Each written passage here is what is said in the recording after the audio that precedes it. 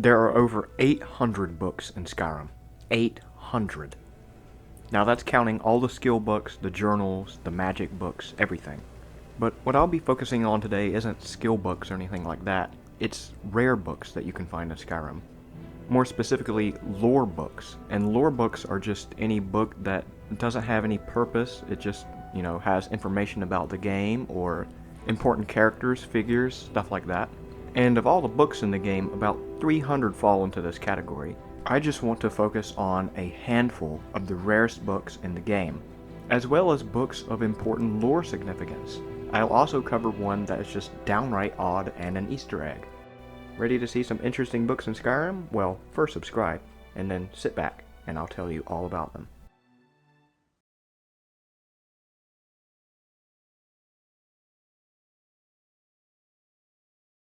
So the most expensive lore book in the game is St. Juib's Opus, which is a reward you find in the Soul Cairn of all places, a place which many people, including myself, do not like going to because, well, it has no map. Near where Valerica is, there is a ghost you can find sitting near a campsite, and his name is Juib. Now, if you've ever played Morrowind, or if you've heard of Morrowind at least, this should be a familiar character to you because he's the character you see at the very start of the game. Juib becomes a very important character later on in Elder Scrolls lore because he kills all of the cliff racers in Vvardenfell and Morrowind. If you don't know what a cliff racer is, it's basically a winged nuisance of a monster.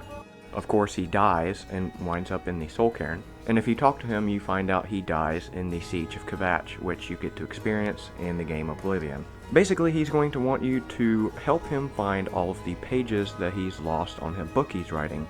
They're scattered all throughout the Soul Cairn, and to be honest, they're a bit of a chore to find, and I do recommend you use a map online to find them, or not, if you feel like, wandering around the Soul Cairn for like an hour and a half. Also, one cool thing about Juib is they did use this same voice actor they used for Morrowind, so it is a big throwback, and I thought that was pretty cool, and I just wanted to mention it.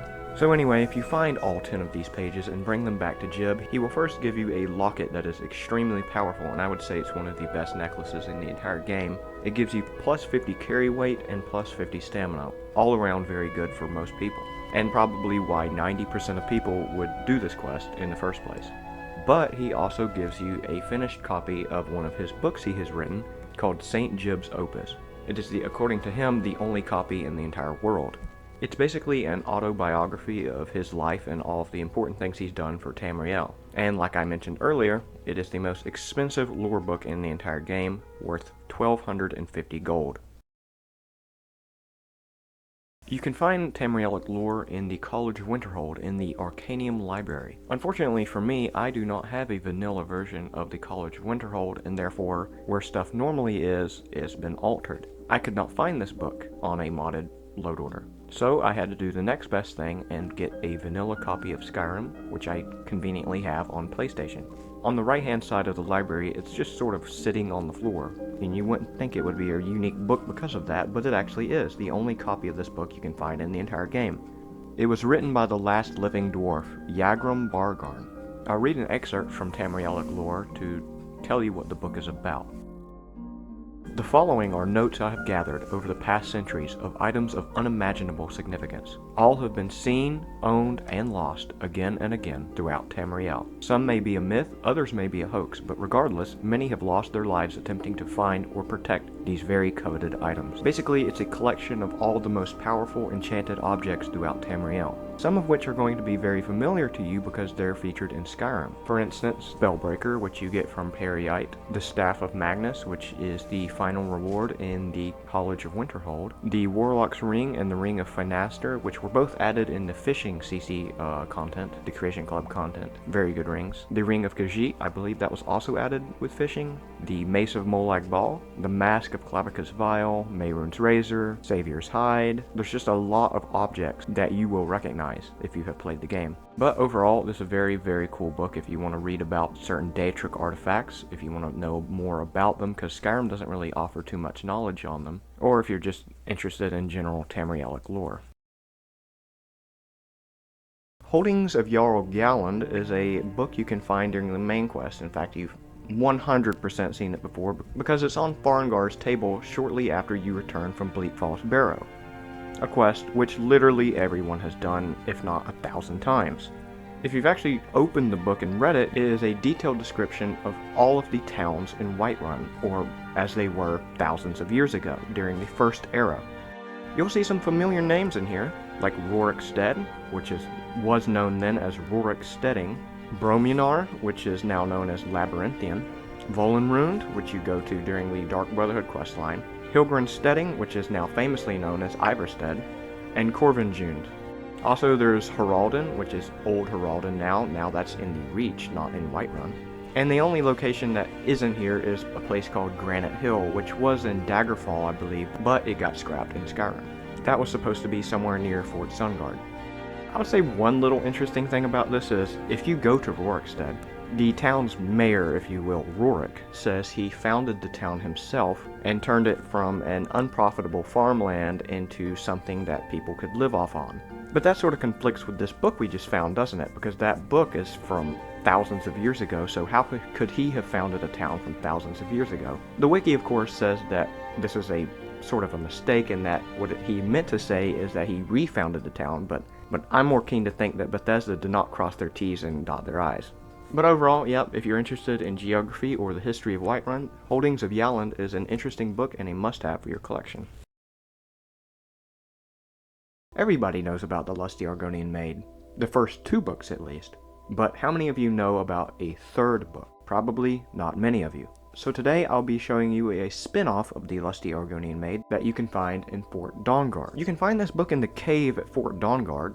The cave itself is actually very interesting. There's quite a few puzzles you have to solve by doing archery or standing on weight traps and that sort of thing. So yeah, if you've never done that cave in Fort Dawnguard before, absolutely do it.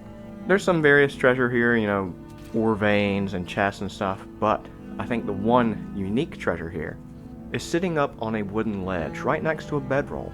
You can see it sitting there, a book titled The Sultry Argonian Bard. This is the only copy of this book in the entire game. If we open it up, we'll see that it is not written by Crassius Curio, who is the famous author of the Lusty Argonian Maid 1 and 2, but rather a different person, so it's a spin-off.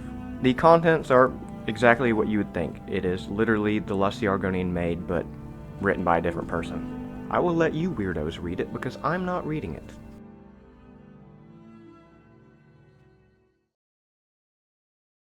Nightingales Volume 1 and 2 are some of the most valuable lore books in the entire game, and they're sort of an indirect reward for completing the Thieves Guild quest. And you might just go to the Nightingale Sanctuary to get the Nightingale armor and see Nocturnal for the first time, but there's actually a bit more to it than that. After you've returned the Skeleton Key and done all the Thieves Guild stuff, if you go back to the Nightingale Sanctuary, you'll see that it has been fully rebuilt. And sitting near one of the beds is a bookshelf, and near this bookshelf is 2 books in the game, called Nightingales Volume 1 and Nightingales Volume 2. The first thing you'll notice is that they're extremely valuable, worth 500 gold, which is quite a bit more than most of the books in this game. The second thing that you'll notice if you open them up, it's written by Gallus. Yes, these books are written by the former master of the Thieves Guild, Gallus. If you're at all interested in the Nightingales and want to know all about them, these books are definitely for you, as we don't get a lot of context in the game of who they are, other than what Carlia has to say. These books offer quite a bit more additional information straight from the horse's mouth Gallus. The Mythic Dawn Commentaries are a rare book series, yes, but they're not hard to find. You can find them in the Mythic Dawn Museum that is opened once you hit around level 18. Going there, you'll see a collection of various Mythic Dawn artifacts, including a set of robes, a sheath from Mehrunes' razor, 1 page from the Mysterium Xarxes, and of course, Mythic Dawn Commentaries. So like St. Juib's Opus, the Mythic Dawn Commentaries are a throwback to an older Elder Scrolls game, but this one is Oblivion, and I think a lot of more people have played that than Morrowind. But if you've never played Oblivion, or if you're just a bit foggy on it, the Mythic Dawn Commentaries were an extremely important book series in Oblivion, and were a center focus of that game's main story. Basically, the game is about a cult called the Mythic Dawn who worships Mehrunes' Dagon, and they kill the Emperor, and steal his prized necklace called the Amulet of Kings, which is basically going to let them open Plains of Oblivion in Cyrodiil, and all across Tamriel. To get back the necklace, you need these books called the Mythic Dawn Commentaries, written by the cult leader himself, Mankar Cameron. What's cool about these books is that they are used to solve a riddle to find the location of not only the secret Mythic Dawn cult location, but also is used to find another book known as the Mysterium Xarxes. And this book was written by Mehrunes Dagon himself. Basically, the books are a code. Combining the first letters of every paragraph gives you a phrase. Green Emperor Way, where tower touches midday sun. Basically, this tells you to go to the White Gold Tower at noon, and there the riddle could be solved. These books did end up helping the hero of Kvata find Mysterium Xarxes, and eventually the Amulet of Kings, so their importance in these games is super significant. And while they technically can't be yours because that would be stealing them, you can always just take them and then sell them to the Thieves Guild and then buy them back, and then technically they're yours then. Annals of the Dragonguard is a book you can find during the main quest, and it is presented to you by the Archivist of the Blades, Esber. He lays it out on the table as he's explaining the location of Skyhaven Temple and its importance with Alduin's Wall. You're free to take the book as you please, and as you open it up, you'll see that Annals of the Dragonguard has a unique map of Skyrim on the front page, with all of the holds listed and everything like that. But the most important part that it mentions is the location of Skyhaven Temple. Now obviously that's a pretty important spot in the main quest, so that's why this book is so important. But if you want to know what the book is actually talking about, it is discussing the construction of Alduin's Wall. Now obviously Alduin's Wall is a pretty important place in Skyrim, but it has significance all across the Elder Scrolls games, because it not only shows the history relating to, stuff like Alduin, but it also shows some pretty important Elder Scrolls lore, stuff like the Numidium as well. It also has a very high value of 200, making it one of the most valuable books in the entire game, though you really shouldn't sell it because it's so unique and has such cool history attached to it. The Atlas of Dragons is a compendium of all the dragons you can find in Skyrim, and it's an item you can find only after you first fight Alduin at the throat of the world.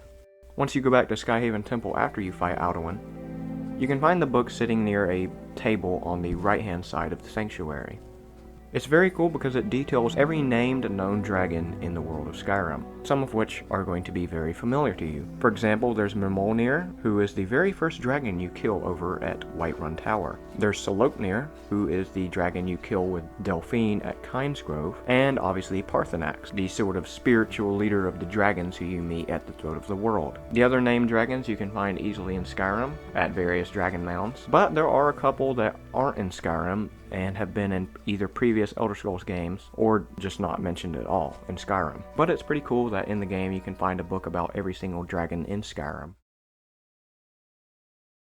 The Dreamstride is obtained during Waking Nightmare, a quest focusing on dreams plaguing the town of Dawnstar by a local cult of Vermina.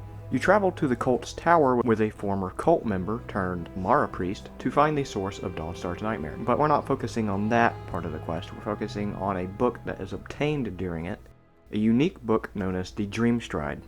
This book talks about how the priests of Vermina are masters of alchemy, and they have concocted a potion known as Vermina's Torpor, which if you drink it, it puts you into a fugue-like state known as the Dreamstride. Basically, it lets you relive the memories of another person as if you were there. The book itself is very cool looking. It's quite unique from all the other books in Skyrim which look like this or that. It's a big blue book with a statue of Vermina on the front. It's not really worth anything, but overall the fact that it's unique and the design is cool makes it a worthy addition to anyone's library. Nagasta Kvakis is not a rare book at all. It's pretty common actually, but I had to mention it in this video because it's very interesting. And it's actually a Easter egg if you didn't know. Basically, this is a book written by a Slode, which is a race in Tamriel that resembles an amphibian of a kind. And they are famous for their skills in necromancy. If you read the book, it appears incomprehensible, it looks like a bunch of gibberish, but there is two interesting things about it. The exact translation of this book contains a verse from the Bible of the Deep Ones, which is a book you could get in Oblivion in this weird cultish town of Haktard.